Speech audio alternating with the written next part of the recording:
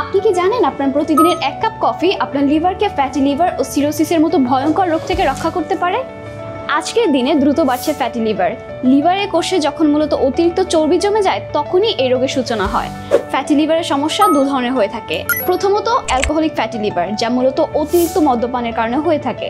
আর দ্বিতীয়ত non alcoholic fatty liver disease বা NAFLD, যা মূলত ডায়াবেটিস, কোলেস্টেরল বা অনুন্নত জীবনযাত্রার কারণে হয়ে থাকে। বিশেষজ্ঞরা বলছেন ব্ল্যাক কফি লিভারের ঝুঁকি অনেকটা কমাতে পারে।